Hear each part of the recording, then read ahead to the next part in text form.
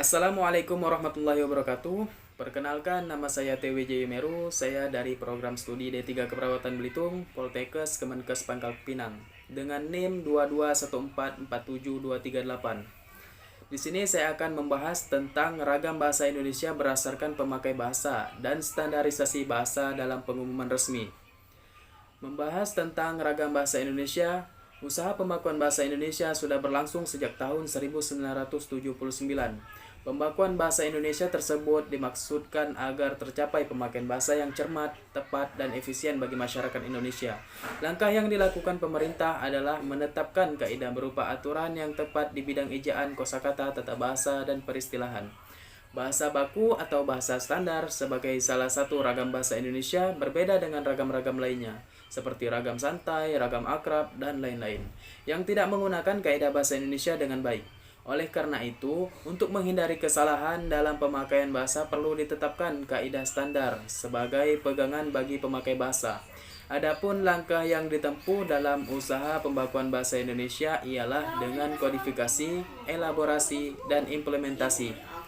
Kodifikasi dalam Kamus Besar Bahasa Indonesia yang telah dihasilkan oleh pembakuan dalam bentuk buku tata bahasa, seperti pedoman lafal, pedoman ejaan, pedoman pembentukan istilah atau kamus. Dua aspek penting dalam mengkodifikasi bahasa Indonesia adalah kodifikasi menurut situasi pemakai dan pemakainya, dan kodifikasi menurut struktur sebagai suatu sistem komunikasi. Kodifikasi yang pertama akan menghasilkan sejumlah ragam dan gaya bahasa. Perbedaan ragam dan gaya bahasa ini tampak dalam pemakaian bahasa lisan dan bahasa tulis. Tiap ragam dan gaya bahasa akan mengembangkan variasi menurut pemakaiannya di dalam pergaulan keluarga, sekolah, lingkungan, dan lain-lain. Di dalam hubungan formal, ragam dan gaya bahasa digunakan dalam administrasi pemerintahan, perundang-undangan, peradilan, lingkungan, pendidikan, sarana komunikasi massa, iptek, dan sebagainya. Kodifikasi yang kedua menghasilkan tata bahasa dan kosakata yang baku. Nah, ada beberapa langkah dalam kodifikasi. Yang pertama adalah inventarisasi bahan, kemudian dipilih tiap bidang untuk dihimpun menjadi satu kesatuan. Kedua ialah elaborasi, yakni penyebarluasan hasil kodifikasi yang dapat dilakukan dengan cara menerapkan hasil kodifikasi ke dalam berbagai bidang.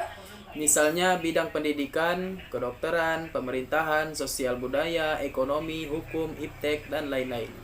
Langkah terakhir dalam implementasi atau pelaksanaan.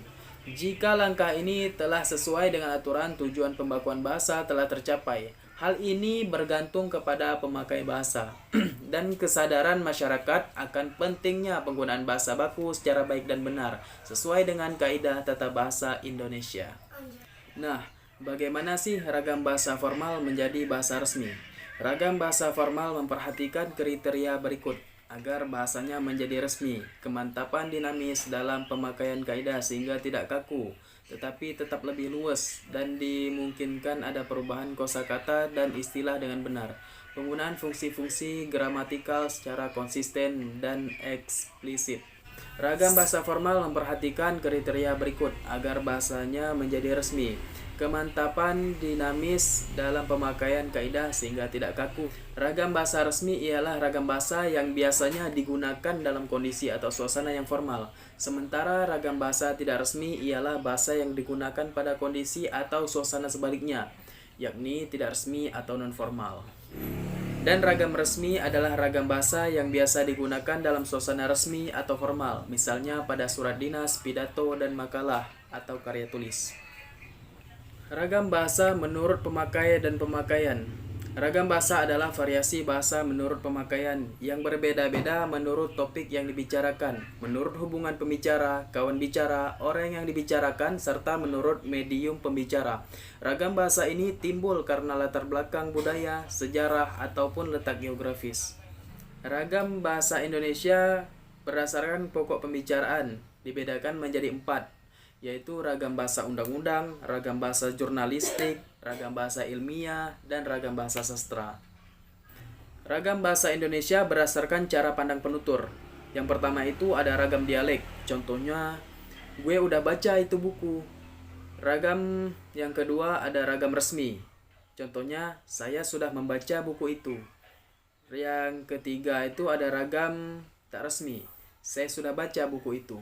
Mungkin cukup sekian penjelasan dari saya mengenai tentang ragam bahasa Indonesia berdasarkan pemakaian bahasa dan standarisasi bahasa dalam pengumuman resmi, serta contoh dan cara pandang bagi penuturnya. Saya akhiri, wabillahi taufik wal hidayah. Wassalamualaikum warahmatullahi wabarakatuh.